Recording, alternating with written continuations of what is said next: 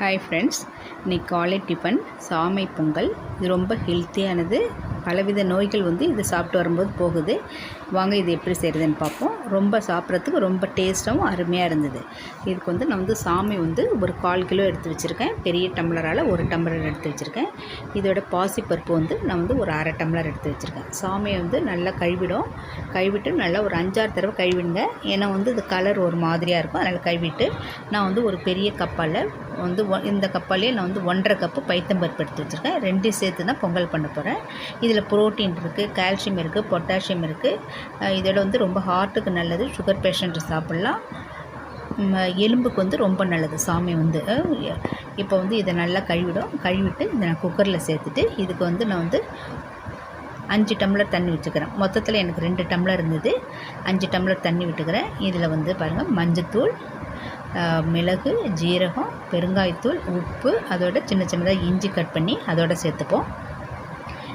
இந்த மாதிரி நீங்கள் செய்யும்போது நமக்கு ரொம்ப நல்ல டேஸ்ட்டாக இருக்கும் சாப்பிட்றதுக்கு. இதோட நான் சின்ன வெங்காயம் ஒரு 5-6 சின்ன வெங்காயம் அரிஞ்சு வச்சுருக்கேன்.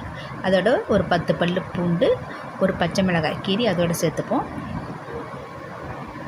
நல்ல டேஸ்ட்டாக இருக்கும் உங்களுக்கு சாப்பிட்றதுக்கு. இந்த மாதிரி நீங்கள் இடையில செஞ்சு சாப்பிட்டு பாருங்கள். கருவேப்பிலை, கொத்தமல்லி இதோட சேர்த்துப்போம். எல்லாமே கொஞ்சம் நிறையா தான் நான் சேர்த்துருக்கேன். சேர்த்துட்டு இதை நம்ம மூடி போட்டு ஒரு 4 அல்லது 5 விசில் வச்சுங்க. இப்போ உப்பு போட்டிருக்கிறதுனால நல்லா கலந்து விட்டுடும். சாமையில் உடம்புக்கு அவ்வளோ ரொம்ப நல்லது. இதுலேயே நீங்கள் இன்னும் நிறைய டிஷ்ஷு இதில் செய்யலாம். நீங்கள் இப்போ இதை மூடி போட்டுடுறேன். மூடி போட்டு நம்ம வேக வச்சுப்போம்.